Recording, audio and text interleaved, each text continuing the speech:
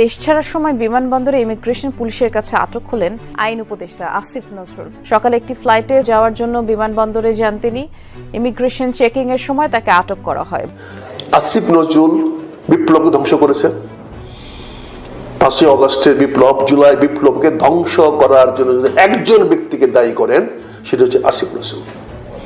সে তার নিজের পদের জন্য, নিজের ক্ষমতার জন্য সে ষড়যন্ত্র করে, বিভিন্ন লোকের সঙ্গে ষড়যন্ত্র করে এই বিপ্লবটাকে ধ্বংস করে দিয়েছে। 2 বছর ধরে সবগুলি বাটপারে আসিফ নজরুলের মতো একটা বাটপার লোক, এই বাটপারি করে করে করে আমাদের এই জুলাইকে ধ্বংস করে দিয়েছে, তারা ধ্বংস করে দিয়েছে। এদের বিচার হতে হবে। এদের বিচার যদি না হয়, তাহলে জুলাইয়ের 1,500 মানুষের সাথে যারা শহীদ হয়েছে তাদের রক্তের সাথে বেইমানি করা হবে। 14,000 কোটি টাকা পাচার করেছেন আসিফ নজরুল। তারই অবৈধ টাকার ক্যাশিয়ার ছিল তার স্ত্রী শিলা আহমেদ। এমন তথ্য আলোচনায় এসেছে জোরে সোরে। জুলাই হত্যা মামলার আসামিদের দ্রুত জামিন দেয়া নিয়েও সাবেক আইন উপদেষ্টাকে দায়ী করে ক্ষোভ ছেড়েছেন ভুক্তভোগীরা। অন্যদিকে গণহত্যাকারীদের দ্রুত জামিন হলেও বিভিন্ন সময়ে গ্রেপ্তার করা হয় জুলাই যোদ্ধাদের। এই বিষয়টি নিয়েও আসিফ নজরুলের ওপর ক্ষুব্ধ ছিল ছাত্র জনতা। একইভাবে জুলাইয়ের অন্যতম শীর্ষ নেতা ও ভারতীয় আগ্রাসন বিরোধী ইনকিলাব মঞ্চের মুখপাত্র শহীদ শরীফ ওসমান বিন হাদির হত্যাকারীদের গ্রেপ্তার করতে না পারায় আসিফ নজরুলকে দায়ী করেছেন সাধারণ মানুষ। আসিফ নজরুল যে কিনা বাংলাদেশের ইতিহাসে গাদ্দার এক বেমানের নাম, যে কিনা জুলাই বিপ্লবের রক্তের বিনিময় ক্ষমতায় এসে জুলাই বিপ্লবের সাথে গাদ্দারি করেছে, বেমানি করেছে এবং জুলাই বিপ্লবকেই বিক্রি করে দিয়েছে। এছাড়াও আসিফ নজরুল মানুষের সামনে এসে মানুষকে প্রতিশ্রুতি দিয়েছে যে মানুষের পাশে সবসময় কাজ করবে, দেশের জন্য ভালো কিছু করবে এবং মানুষের সব সময় সে পাশে থাকবে। অথচ এই আসিফ নজরুল মানুষের সামনে এই বিতর্কিত একটা নির্বাচন মানুষের সামনে এনে দিয়েছে।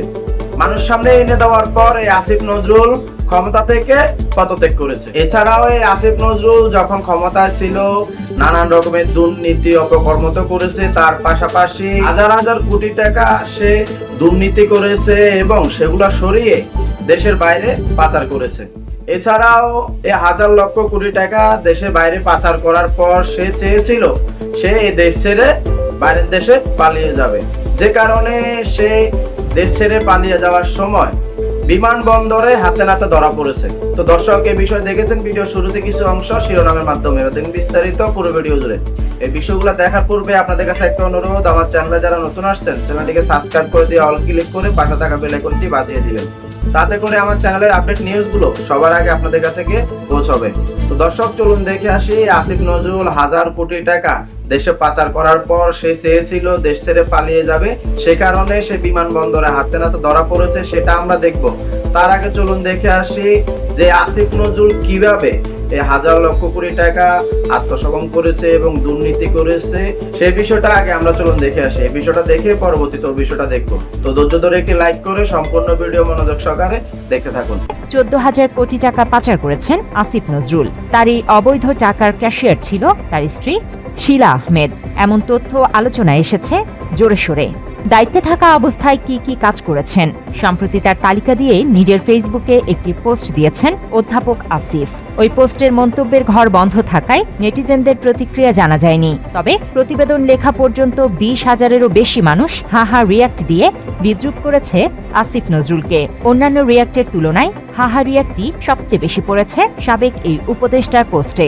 দায়িত্বে থাকা অবস্থাতেও বিভিন্ন সময় জনরোষে পড়েছেন আসিফ নজরুল। জুলাই হত্যা মামলার আসামিদের দ্রুত জামিন দেয়া নিয়েও সাবেক আইন উপদেষ্টাকে দায়ী করে ক্ষোভ ছেড়েছেন ভুক্তভোগীরা। অন্যদিকে গণহত্যাকারীদের দ্রুত জামিন হলেও বিভিন্ন সময়ে গ্রেপ্তার করা হয় জুলাই যোদ্ধাদের। এই বিষয়টি নিয়েও আসিফ নজরুলের ওপর ক্ষুব্ধ ছিল ছাত্র জনতা। যেহেতু 5ই আগস্টের পরবর্তী সময় আমরা ইন্টেরিয়ামে ওনাদের বসাইছি, আমাদের ভাইদের রক্ত এবং আমাদের ত্যাগের বিনিময়ে ওনারা এই চেয়ারগুলিতে বসছেন। আমরা মনে করি অবশ্যই তার দায় আছে, কেননা আজকে যদি আমরা এই মবগুলো সৃষ্টি না করে আমরা যদি এই থানা এবং যে জ্বালাও পোড়া যে কর্মসূচি ছিল, আমাদের লং মার্চ যে কর্মসূচি ছিল, এগুলো না দিলে এই স্বৈরাচারের পতন হতো না। একইভাবে জুলাইয়ের অন্যতম শীর্ষ নেতা ও ভারতীয় আগ্রাসন বিরোধী ইনকিলাব মঞ্চের মুখপাত্র শহীদ শরীফ ওসমান বিন হাদির হত্যাকারীদের গ্রেপ্তার করতে না পারায় আসিফ নজরুলকে দায়ী করেছেন সাধারণ মানুষ। আসিফ নজরুল কখনোই দায় এড়াতে পারে না। আজ ওনার আমলে অস্ত্রসহ ধরা পড়া আসামি কিভাবে এখন চলন্ত ঘুরে বেড়ায় এবং আবার প্রকাশ্যে খুন করে, তার উচিত ছিল এবং রাষ্ট্রের উচিত ছিল যে তার ব্যাপারে নজরদারি রাখা, যে অস্ত্রসহ খুনি এখনো ঘুরে বেড়ায় এবং দ্বিতীয় আবার খুন করে। সেই সাথে স্বজনপ্রীতি, প্রবাসীদের কল্যাণে উপযুক্ত কিছু করতে না পারা, বিডিআর, শাপলা হত্যাকাণ্ডের বিচার নিয়ে গড়িমসি, 2026-এর টি-20 বিশ্বকাপে বাংলাদেশের অংশগ্রহণ করতে না পারা নিয়েও ব্যাপকভাবে সমালোচিত হয়েছেন অন্তর্বর্তী সরকারের একাধিক মন্ত্রণালয়ের এই উপদেষ্টা। এক বছরে ক্ষমতা অধিষ্ঠিত হওয়ার পরে তারা যে ধরনের কার্যক্রম করেছে সেই হিসাবে তো দিতে পারতেছে না। একটা দৃশ্যমান বিচার করছে। সরকারের উপদেষ্টারা ভোগ বিলাসিতা আর লুটপাটে ব্যস্ত হয়ে গেছে। তারা বিচারের নামে কি দিয়েছে? এক বছরে কয়টা আসামি ধরেছে? কোনো আসামি ধরতেছে না, একটা মামলার আনুষ্ঠানিক বিচারের জন্য চার্জশিট দিচ্ছে না। আইন উপদেষ্টা উদর পেন্ডি ভোরদরগারে চাপাচ্ছে, উনি বিচারপতিদের নিয়োগ দিচ্ছে, উনি নীরব ভূমিকা পালন করতেছে কেন? ডক্টর ইউনূসের নেতৃত্বে যখন এই সরকার দায়িত্ব নিল তখন দেশের মানুষের প্রত্যাশা ছিল আকাশচুম্বী। মানুষ ভেবেছিল এরা জুলাই বিপ্লবের আসল ফসল ঘরে তুলবে, এরাই দেশের ত্রাণকর্তা। ডক্টর ইউনূসের ক্যাবিনেটের প্রতিটি সদস্যকে মানুষ মাথায় করে রেখেছিল, কিন্তু সেই ভালোবাসা ঘৃণায় রূপ নিতে খুব বেশি সময় লাগেনি। ক্ষমতার লোভ, ব্যক্তি স্বার্থ আর বিদেশি প্রভুদের প্রেসক্রিপশন বাস্তবায়ন করতে গিয়ে এরা জুলাইয়ের আমানতকে ধুলোয় মিশিয়ে দিয়েছে। জনগণ যে আশা নিয়ে বুকের তাজা রক্ত ঢেলে দিয়েছিল, এই উপদেষ্টারা সেই রক্তের উপরে দাঁড়িয়ে নিজেদের আঁখের গুছিয়েছেন। এই পতনের শুরুটা কিন্তু আজকের নয়। গত বছর ডক্টর ইউনূসের সেই বিতর্কিত লন্ডন বৈঠকের কথা মনে আছে? লন্ডনের হিমশীতল রুমে বসে যখন মাস্টার প্ল্যান সাজানো হলো, মূলত তখন থেকে দেশের সচেতন মানুষ সন্দেহ করতে শুরু করেছিল। বোঝা যাচ্ছিল এই সরকার আর নিরপেক্ষ নেই, তারা একটি নির্দিষ্ট দলকে ক্ষমতায় আনার সিঁড়ি হিসেবে কাজ করছে। জুলাইয়ের ম্যান্ডেটকে তারা লন্ডনেই বিক্রি করে দিয়েছিল, যার চূড়ান্ত ফলাফল আমরা আজ চোখের সামনেই দেখতে পাচ্ছি। আসুন এবার এক একজন উপদেষ্টার আমলনামা একটু ঘেঁটে দেখি। শুরুতে আসা যাক আইন উপদেষ্টা আসিফ নজরুলের কথায়। তার কর্মকাণ্ডে দেশের মানুষ সবচেয়ে বেশি হতাশ হয়েছে। আইনের শাসনের নামে তিনি যা করেছেন তাকে প্রহসন ছাড়া আর কিছু বলা যায় না। একদিকে তিনি গণহারে স্বৈরাচারের দোষরদের খুনি আসামিদের জামিন দিয়ে মুক্ত করে দিয়েছেন, আর অন্যদিকে জামায়াত শিবিরের হাজারো তরুণের পুরনো রাজনৈতিক মামলাগুলো ইচ্ছে করে জিইয়ে রেখেছিলেন। জুলাই বিপ্লবের আকাঙ্ক্ষা তিনি মানেননি। তিনি নির্লজ্জের মতো একটি বিশেষ দলের এজেন্ডা বাস্তবায়নে ব্যস্ত ছিলেন। এসব কারণে আজ দেশের আপামর জনতা তাকে দেখলে জুতা পেটা করতে চায়।